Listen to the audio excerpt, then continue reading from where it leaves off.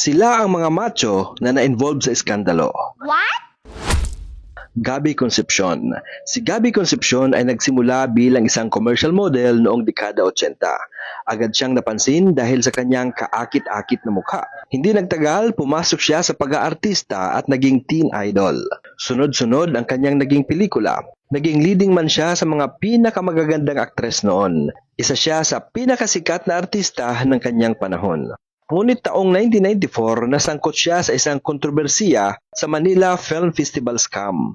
Siya ang nag-anunsyo ng maling nanalo ng Best Actress. Lumabas kalaunan na scripted pala ang lahat. Naging malaking skandalo ito sa showbiz. Nasira ang kanyang pangalan at umalis siya sa bansa at tumira sa Amerika. Ilang taon siyang nawala sa eksena. Ngunit bumalik siya sa Pilipinas upang magbagong buhay. Tinanggap siya muli ng industriya. Bumida siya sa mga teleserye at pelikula. Muling nakuha niya ang respeto ng publiko. Nagpursige siya at pinatunayan ang kanyang pagbabago. Isa siyang halimbawa na ang pagkakamali ay maaaring ituwid. Wow! Robin Padilla. Si Robin Padilla ay sumikat bilang bad boy ng Philippine cinema. Kilala siya sa kanyang matapang na imahe at kakaibang karisma. Sa murang edad, naging bida siya sa mga action films. Naging heartthrob siya ng masa.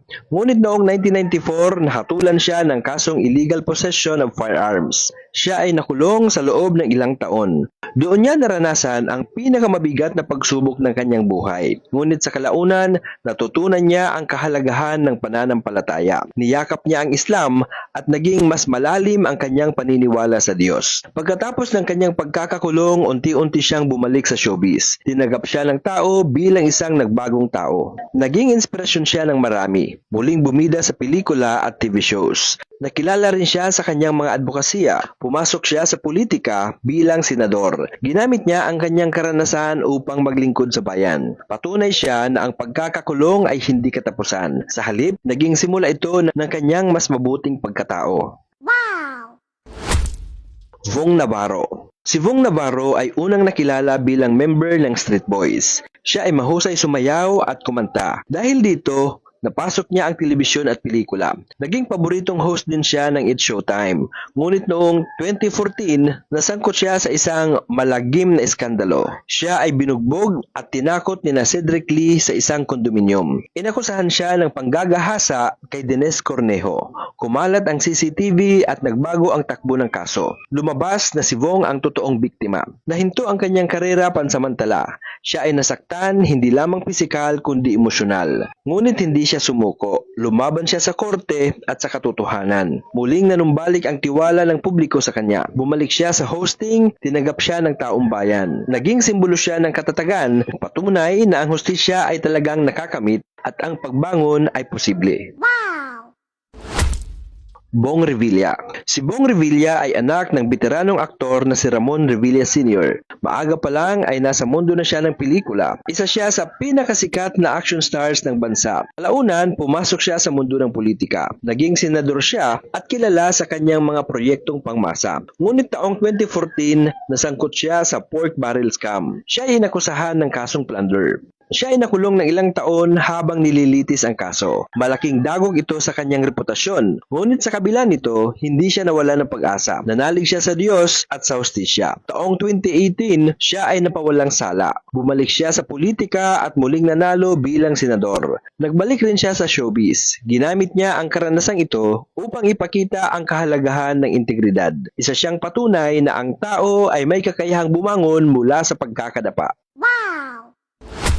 Dennis Roldan. Si Dennis Roldan ay unang nakilala bilang aktor at basketball player. Siya ay mayroong matinee idol looks at mahusay umarte. Naging bahagi siya ng maraming pelikula noong dekada 80 at 90. Ngunit noong taong 2005, siya ay nahatulan ng kasong kidnapping. Ito ay isang napakabigat na kasalanan. Siya ay sinintensyahan ng habang buhay na pagkakakulong. Marami ang nadismaya at nalungkot sa kanyang sinapit. Ngunit sa loob ng kulungan, natutunan niya ang kahalagahan ng tunay na pagbabago. Nagsimulang magbasa si Dennis ng Biblia. Tinanggap niya ang Diyos sa kanyang puso. Ngayon, siya ay isang pastor sa loob ng bilangguan. Tinuturuan niya ang mga kapwa bilanggo tungkol sa pag-asa. Bagamat hindi siya nakalaya, Nakalaya naman siya sa kanyang kalooban. Ipinakita niya na kahit sa likod ng rehas, may liwanag pa ring makakamtan. Ang kanyang buhay ay patunay na may pangalawang pagkakataon para sa lahat. Wow!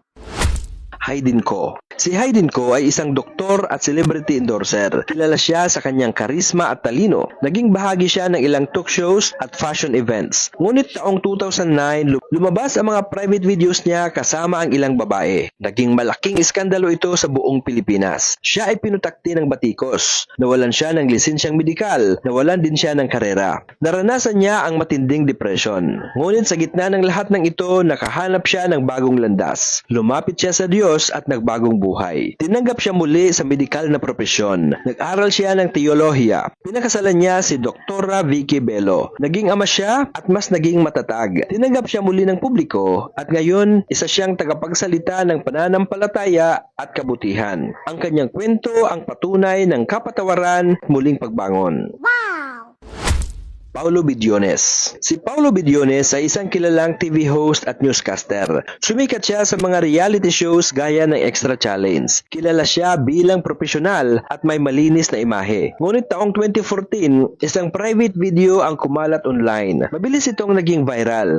Marami ang nadismaya at binatiko si Paulo. Nawalan siya ng trabaho sa mainstream media. Tahimik niyang hinarap ang kanyang sitwasyon. Hindi siya nagtago o nagpakasama. Bagkos naging matatag siya. Tinanggap niya ang kanyang pagkakamali. Nagpatuloy siya sa kanyang pagtatrabaho sa likod ng kamera. Naging media executive siya. Naging consultant at tagapayo ng mga kabataan. Muli niyang nakamit ang respeto ng mga kasamahan. Ngayon, tinatamasan niya ang bagong yugto ng kanyang buhay. Pinakita niya na ang pagkakamali ay hindi hadlang sa tagumpay. Isa siyang ehemplo ng disiplina at muling pag-angat. Wow!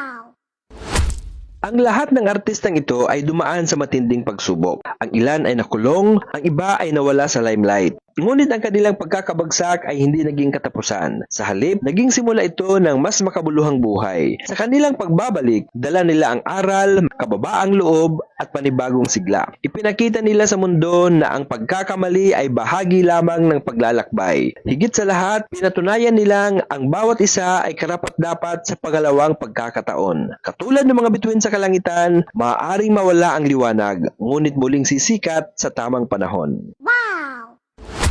Sa pagtatapos ng ating kwento, gusto kitang tanungin, alin sa mga aktor na ito ang hinangaan mo ng husto dahil sa kanilang pagbabago?